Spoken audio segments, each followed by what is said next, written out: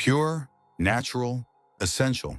With three carefully chosen words, you've been convinced to pay up to 2,000 times more for something that flows virtually free from your tap. While you're selecting that premium bottle of water, they're calculating your psychological vulnerabilities. In that moment of thirst, convenience, or health consciousness, you'll make purchasing decisions that would be laughable in any other context. Americans spent $20.8 billion on bottled water in 2022, according to the Beverage Marketing Corporation. The Natural Resources Defense Council found that approximately 25% of bottled water is actually just repackaged tap water. A 2021 Consumer Report study found that consumers pay 300 times more per gallon for bottled water than tap water. The FDA regulates bottled water as a food product, while the EPA regulates municipal tap water. This isn't a few deceptive brands. It's a $300 billion global industry built on manufacturing demand for a resource that's already delivered, treated, and regulated to your home. And for those who think these problems are overstated, 45% of bottled water brands have failed quality tests at least once, with contaminants including bacteria, arsenic, and industrial chemicals. But how did we get here? How did corporations convince us to buy something we already have? The answer begins with one of the most brilliant marketing transformations in modern history. Until the 1970s, the idea of paying for bottled water in America seemed absurd. Water was a public utility, not a consumer product. Then Perrier launched its iconic green bottle campaign. With clever marketing positioning it as a sophisticated European alternative to alcohol, bottled water found its first American foothold. In 1978, Americans consumed just 1.6 gallons of bottled water per person annually. By 2022, that figure had exploded to 47.9 gallons per person. 1977, Perrier launched its iconic green bottle marketing campaign in the US. 1994, PepsiCo launched Aquafina, which it later admitted in 2007 comes from public water sources. 2016, bottled water sales surpassed carbonated soft drinks for the first time in the US, selling 12.8 billion gallons according to Beverage Marketing Corporation. 2020, the average American consumed 45.2 gallons of bottled water, up from 23.2 gallons in 2004. These beverage giants discovered a powerful truth. With the right marketing, consumers would pay premium prices for the most abundant resource on Earth. As one executive told shareholders, the beauty of the water business is that it's all margin. Bottled water provides profit margins, 30 to 35%, far exceeding traditional beverages like soda, 10 to 15%, juice, 15 to 20%, and milk, 5 to 10%. The bottled water business model represents the perfect storm of manufactured demand, explains Dr. Peter Gleich, water resource expert. They've engineered consumer psychology to transform a nearly free public good into a luxury product. But nowhere is this psychological engineering more evident or more profitable than in how companies have convinced us that bottled water is healthier and safer than tap. What's in your water? With this simple question, bottled water companies implant doubt about your tap water while positioning their product as the pure alternative. What they don't tell you, that bottled water is less regulated than tap water, with fewer testing requirements and longer intervals between inspections. The EPA requires municipal water systems to test for over 90 contaminants and to disclose the results to consumers. The FDA's bottled water regulations are based on EPA standards for tap water, but with less frequent testing requirements. Bottled water that doesn't cross state lines, about 60 to 70% of the market, is exempt from FDA oversight.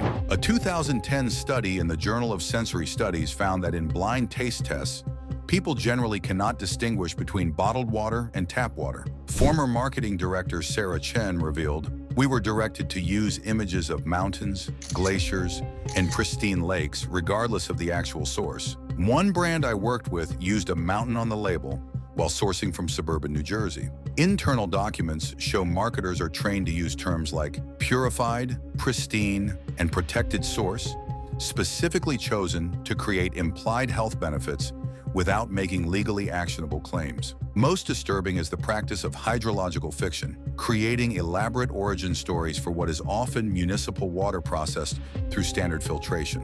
As one industry memo states, consumers pay for the story, not the source. But perhaps the industry's most insidious tactic has been environmental virtue signaling, while creating one of the planet's most pressing pollution problems.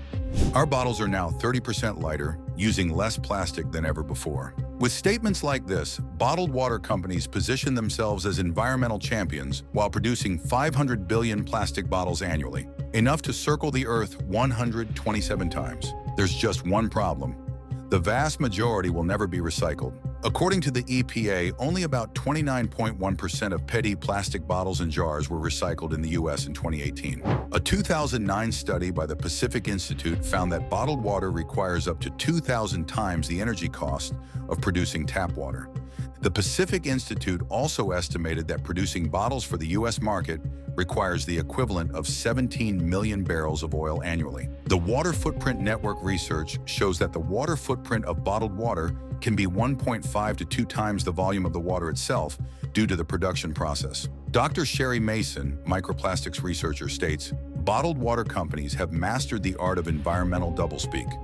They've convinced consumers their product is eco-friendly while creating one of our most persistent pollution problems. These eco-friendly innovations typically reduce production costs while improving public perception." A former packaging executive admitted, "The lightweighting of bottles saved us millions while letting us claim environmental leadership. Win-win for us, lose-lose for the planet." The exploitation goes even deeper. Water bottling plants have been linked to groundwater depletion in drought-prone areas. In California, Nestlé continued extracting millions of gallons of water during severe drought under a permit that had expired decades earlier. In the Crystal Springs Reservoir case, a bottled water company withdrew over 50 million gallons annually, while local residents faced strict water conservation mandates. Industry insiders have a term for their environmental messaging: strategic positive positioning, focusing consumer attention on minor improvements while distracting from the fundamental environmental impact of the business model. But perhaps the most brilliant profit scheme emerged when the industry faced public backlash. Premium-priced water with even more extraordinary claims. Harvested from ancient glaciers, enhanced with minerals, optimized for cellular hydration. With claims like these, premium water brands transform ordinary H2O into $5 to $10 bottles of liquid miracle cures. Welcome to the industry's fastest-growing profit center. As consumers became more aware of the environmental impact and tap sourcing of mainstream brands, the industry pivoted to ultra-premium water, where the margins are even higher. The premium water market, according to the International Bottled Water Association, premium bottled water can sell for $5 to $8 per bottle. A 2013 study in the American Journal of Public Health found that the production cost of a bottle of water is typically under 10 cents. Euromonitor International reported that the functional water market, alkaline, electrolyte, etc., grew by 21% between 2015 and 2020. The Food and Drug Administration has warned several companies about making unsubstantiated health claims for premium waters. The key is benefit inflation, convincing consumers that water needs enhancement to properly hydrate them. These enhancements include alkalinity, adding baking soda, electrolytes, adding salt, molecular hydrogen, and even sound wave imprinting. Former beverage developer Michael Rodriguez revealed, "We would literally add a pinch of minerals to standard filtered water, put it in a sleek bottle, and charge 5 times more." The added minerals had zero measurable health benefit at those concentrations. Some brands take deception to extreme levels. Kona Deep claimed its water came from deep ocean waters off Hawaii's Big Island, but was actually processed on the mainland. Premium water brands frequently make scientifically impossible claims about superior hydration, cellular optimization, and detoxification. The profit margins extend to luxury water bars, with markups from 300% to 1,200%. A water flight selling for $50 costs under $5 in wholesale product. But the bottled water industry's most concerning impact targets communities long before the bottles ever reach store shelves. We bring jobs and economic development to rural communities. This pitch has convinced countless small towns to welcome water bottling operations, only to watch their groundwater levels drop while trucks haul their resource away at pennies per 1,000 gallons. In Michigan, Nestlé paid just $200 annually for a permit allowing extraction of up to 576,000 gallons of groundwater per day, according to state records. The U.S. Geological Survey reports that average Americans pay about 1 cent per gallon for municipal water. A 2018 study by the Story of Stuff Project found numerous bottling operations in rural communities facing economic challenges. In California, Crystal Geysers operations during the 2012 to 2016 drought drew public criticism when local residents faced water restrictions. In Mecosta County, Michigan, Nestle pays just $200 annually to extract up to 400 million gallons of groundwater. Water it sells for over $315 million. Residents of Freiburg, Maine, fought a 25-year legal battle against Poland Springs extraction operations after wells ran dry and stream levels dropped. The company ultimately secured rights to continue pumping 1 billion gallons over 45 years. The economic model is sophisticated resource colonization, explains Dr. Robert Johnson, who studies water rights. They extract an essentially free resource from rural communities, transport it elsewhere, and sell it at extraordinary markups. Water rights salespeople target economically struggling communities with promises of jobs, typically fewer than 30 per facility, while securing permits for massive extraction volumes. A former negotiations specialist described campaigns targeting drought-vulnerable areas. We were instructed to complete deals before any water restrictions could be implemented. The goal was always to secure the most favorable extraction terms possible.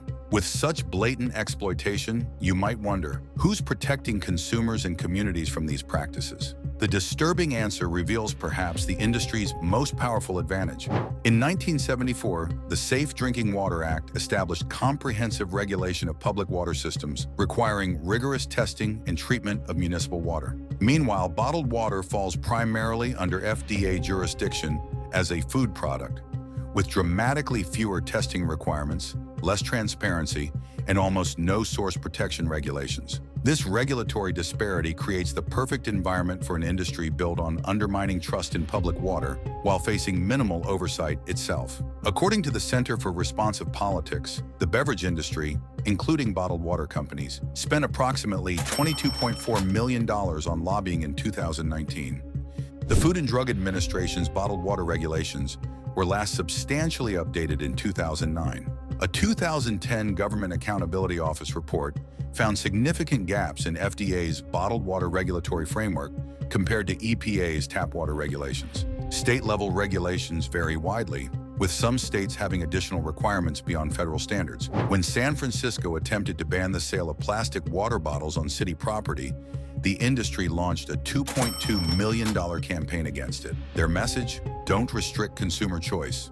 A 2021 investigation found that in states where industry lobbying is strongest, bottled water quality violations were 47% less likely to result in penalties or public notification. As water rights attorney Elena Rodriguez explains, the industry operates in a masterfully created regulatory blind spot. Bottled water exists in a carefully maintained gray area between food product and natural resource. In 2019, the FDA conducted just 27 inspections among America's 250-plus bottled water facilities. One former regulator admitted, "We lack the resources and authority to properly oversee this industry." Most consumers would be shocked to learn how little verification there is of bottled water claims. So with such a stacked system, what can consumers possibly do? The answer is simpler than you might think. Want to stop the bottled water industry from tapping into your wallet? Here's your action plan. Embrace the tap. U.S. tap water undergoes 100 times more safety tests than bottled water. Still concerned? A $30 filter pays for itself in weeks. Go reusable. One quality water bottle prevents 1,460 plastic bottles from entering our oceans yearly, while saving you $1,100. The rebellion is growing. From college campuses banning plastic bottles to cities installing stylish refill stations, we're witnessing the beginning of the end for this manufactured market. Water isn't just another consumer product, says Maya Chen, water policy expert. It's a fundamental right being hijacked by corporate marketing. Has the bottled water industry been draining your wallet all these years? Share your thoughts and experiences in the comments below. Subscribe for our next industry expose, the vitamin supplement industry, where hope comes in expensive bottles.